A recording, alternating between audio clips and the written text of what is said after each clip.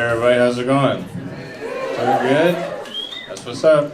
I gotta let you guys know right away, I have a big mumbling problem. So if you try to talk to me after the show, good luck.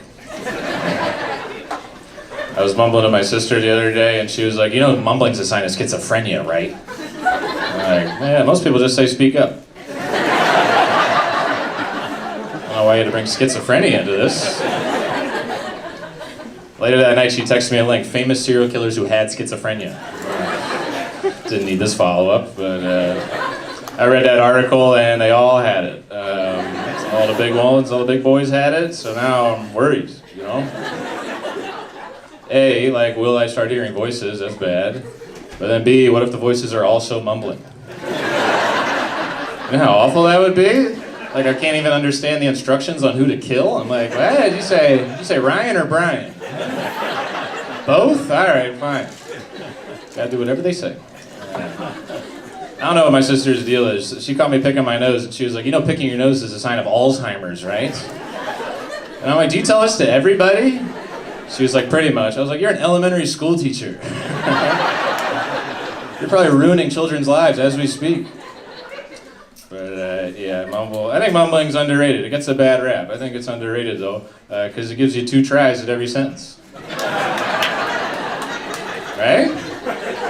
People will be like, what'd you say? I was like, here's something better. I thought it through this time. You're gonna love it, I swear. But it happens all the time. Like, I was reading a book in the park. Guy comes up to me and he's like, hey man, how's that book? And I'm like, I don't know. I'm not quite balls deep in it yet. And he said, huh? And I was like, I just started.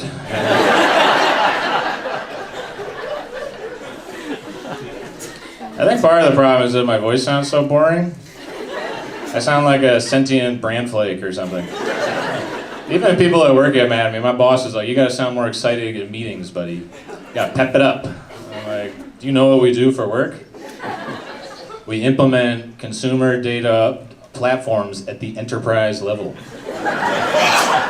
If I ever sound excited about that, I'm gonna take some eternity leave, okay?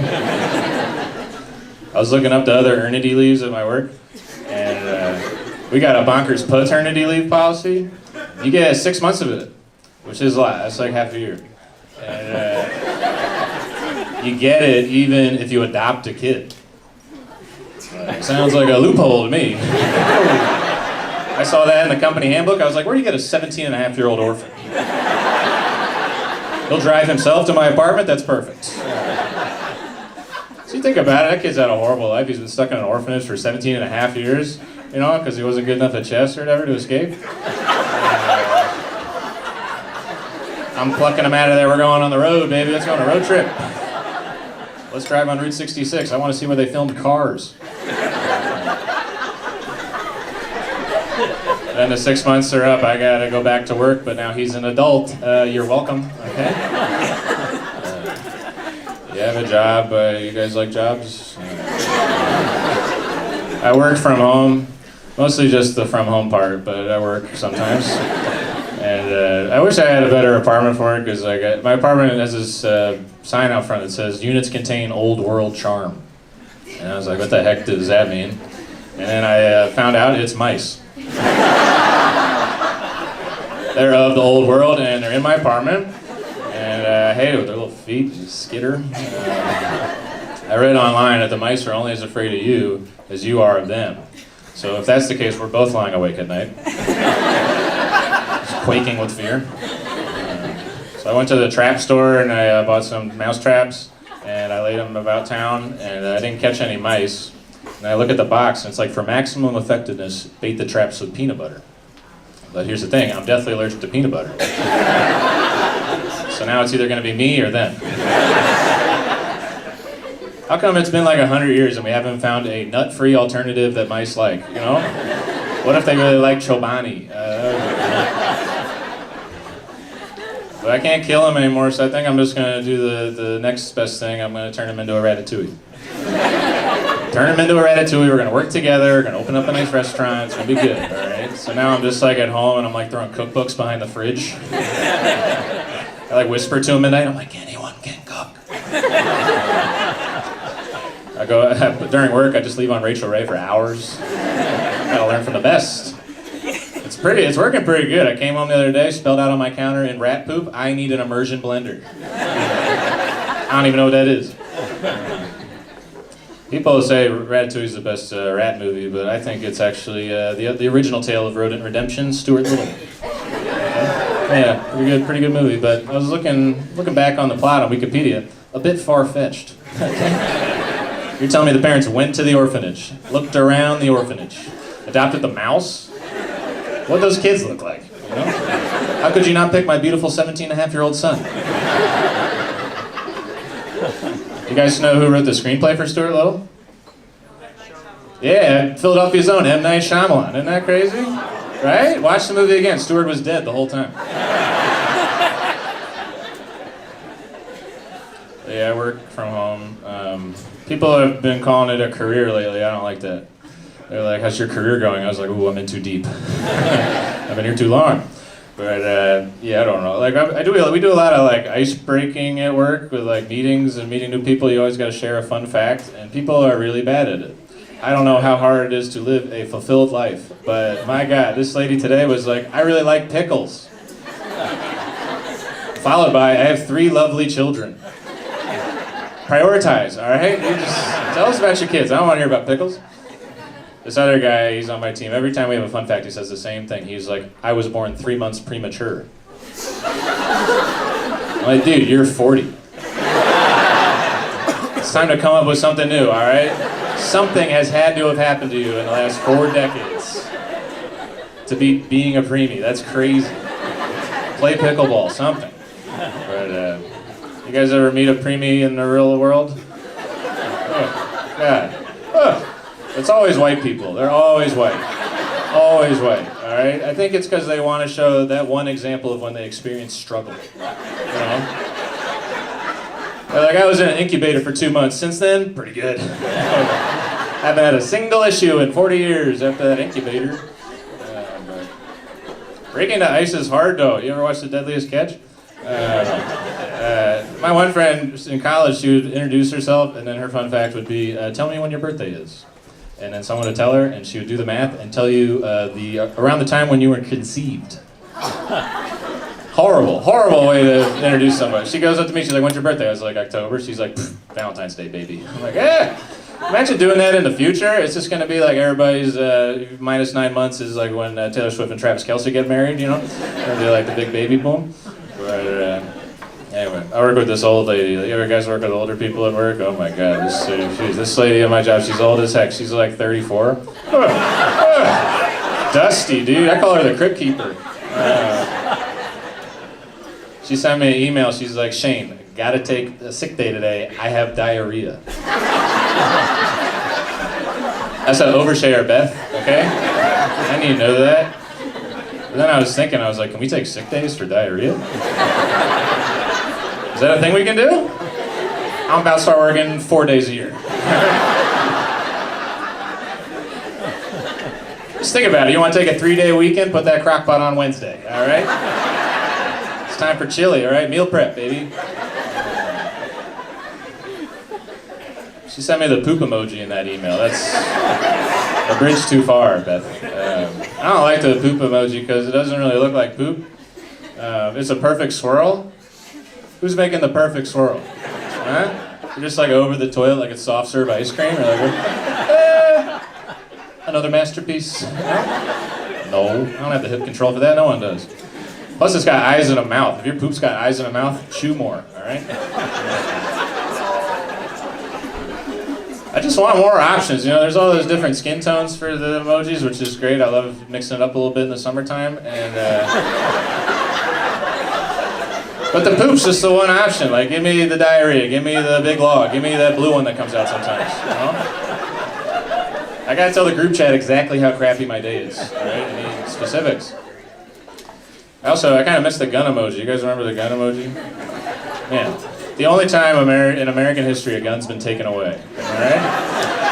Isn't that crazy? It's the only one in the history of America?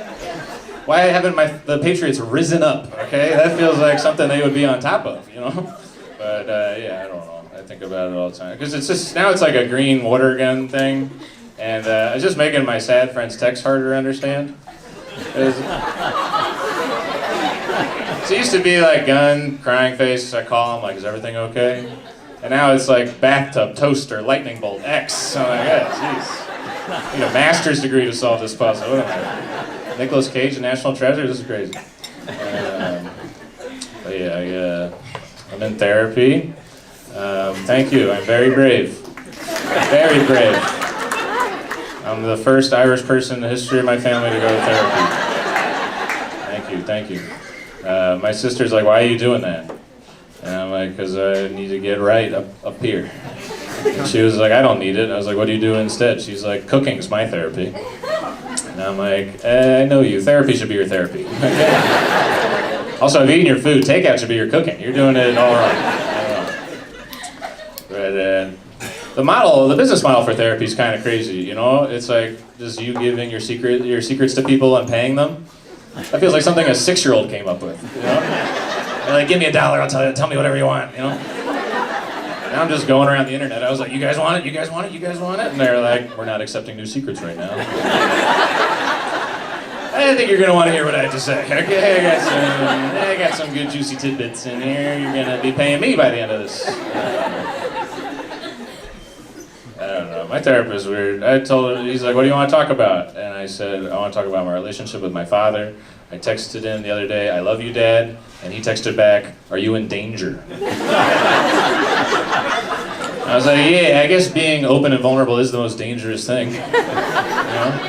Sounds like a couple of you in the back need to open up, all right? Forget, look deep inside. But he looked at me through the Zoom and he was like, I don't want to talk about that.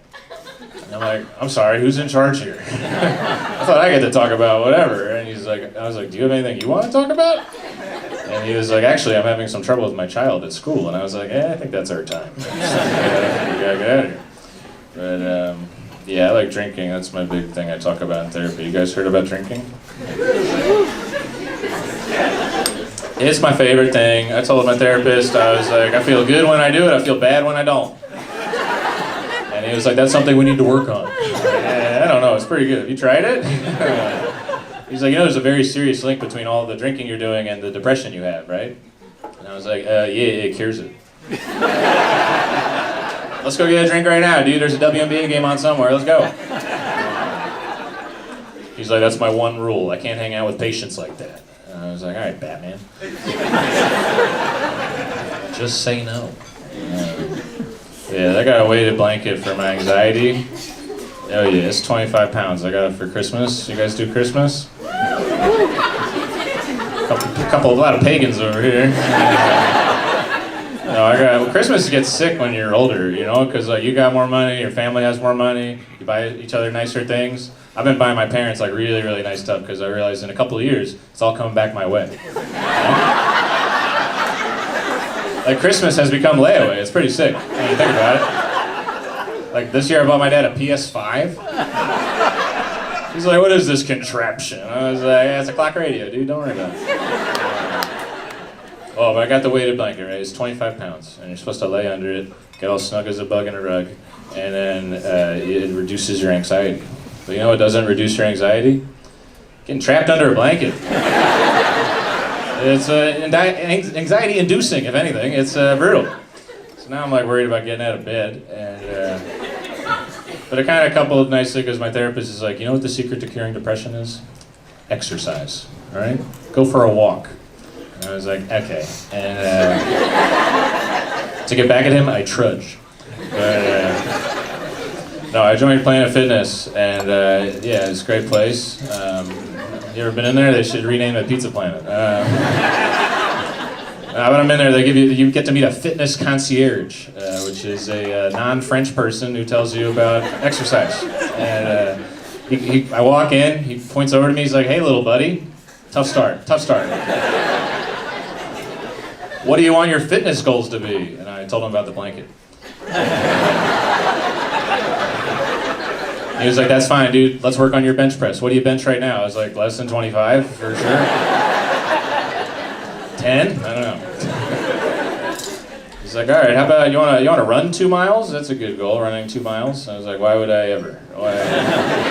There's no reason I'd ever run 2 miles. The only reason if someone was chasing me, I guess, you know? If they chase me 2 miles, they win, all right? Kill me, eat me, whatever you want to do, you win, I got it. But I broke up with a lady once because she liked running so much. Yeah, I'm smart, and she was always just trying to get me to go on runs with her. She's like, come run with me, come run with me. I was like, it's 6 in the morning, no thanks. And she's like, you gotta keep running. If you run long enough, you get that runner's high. It's better than any drug, the runner's high. And I was like, I took Dare, all right? Keep your body drugs to yourself, I'm too smart to start, all right? I don't want this. Loser. I think I'd rather ride on like a Greyhound bus for 2 miles than run 2 miles. But yeah, I don't know. I went on, you guys ever leave town? I just went on vacation. One time a guy at a show was like, yeah, I just went to New Jersey. You gotta aim higher, man. But no, I went to the airport on an airplane, and you get there and they had a bomb-sniffing dog at the security, and I got super excited seeing a dog in uniform, you know. I love seeing him. He had his badge on his collar. It was adorable. Like the number was taped over. I don't know what that was about, but but he runs over to this guy with this big suitcase and he sniffs it and then starts barking. And I was like, yes, let's go. Let's nab this terrorist right now. And the cop handler leash guy goes over and he was like, hush. I think we should hear him out. I think we should hear what he has to say, okay? Speak, boy, speak. But he just pulled him away and I was like, we'll never know what happened. And thankfully that guy got on a different flight. But no, I have a dog. He doesn't work though. He's just a stay-at-home dog. He's really nervous all the time. He's a nervous Nelly. I think he can sense there's an election coming up. Nah, he's just nervous and barks, and he's a little ball of anxiety. So I took him to the vet. I was like, let's medicate this dude. And I was like, hey, Mr. Vet, can we hook this man up with some little pills or something? And he's like, yeah, sure. I'll give him some dog Xanax. I was like, that's the name for it? Sure. Dog Xanax? And I was like, real quick, does that work on humans? And he was like, if I learned anything in veterinarian school, it's that humans are just big dogs. So go for it, buddy. So now we're on this like one for me, one for him policy. It's pretty sick, you know. The mailman pulls up, we look at each other, we're like, let him go. You know, go sit in that sunbeam over there. Ooh, yeah. Oh, yeah. Yeah, I went to Washington State, which was very nice. Hey, you know there? It's kind of like here, but opposite. I went whale watching, which was a first for me. It was great. I went on this big boat, and then they took me to your mom's house. Come on, guys. Come on. Where's your inner 12-year-old? Come on. Lighten up. Jeez. Crazy. My nephew wrote that joke. It's my best joke. I went to see Mount Rainier. It's a very beautiful mountain. It's the most beautiful thing I've ever seen. And I'm up at the top, and I'm snapping all these photos from my scrapbook. Because, you know, guys can scrapbook too. And I'm snapping all these photos, and this guy comes up to me, and he was like, hey, are you taking pictures of my children? I'm like, what? He's like, I see you pointing your camera directly at my kids. And I was like, nah, man, I'm just here taking photos for my memories, all right? And he's like, don't take pictures of my children. And I'm like, dude, I flew 3,000 miles for that beautiful mountain, okay? Kids are just a bonus. He didn't like that at all. He started yelling, and I was trying to calm him down. I was like, listen, dude, I'm not going to post them on social media or anything. They're just going to be for my personal pleasure. That was a mistake. I was like, I'm deleting them right now, sir. I swear to God. And I didn't. So if you guys want them, let me know, you know. Just give me your email after this. I'll look you up. Let's see. I have a lot of allergies. Yeah, that's not the funny part. I'm allergic to tree nuts and peanuts and these nuts and trees and grass and cats. Cats is a big one. It's hard to cut cats out of your life, you know, they're everywhere. And plus they're such a major source of protein. A lot of cat people in the back, that's not good. Going downhill from here. No, but my therapist told me to be more vulnerable, so now on every first date I just tell people my allergies. Like, if you want to get me, here's how. I was telling this lady, I was like, I'm really allergic to cats, and she was like, oh, that would have been a problem, but my cat actually died 4 weeks ago.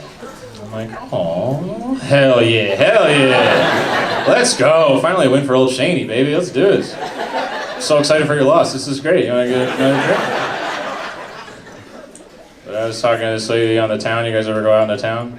I was out of town. I meet this lady at a bar. We're dancing, we're drinking, we're having a good time. She asked me to go back to her place. I'm like, yeah, let's do it. We go back there, and she's like, we're jiggling her key in the door, and she was like, hey, I didn't want to ruin the night. I know you talked about your cat allergy, but I have 2 cats. And I'm like, this is something you should have told me before I came to New Jersey, okay? That's crazy. I was like, can you put them in a bag or the fridge or something? She was like, no, don't worry, my roommate's allergic. They never leave my bedroom. I'm like, yeah, that's where I wanted to go. I've been Shane O'Connor, you guys. You guys have been great. Have a good night. See ya.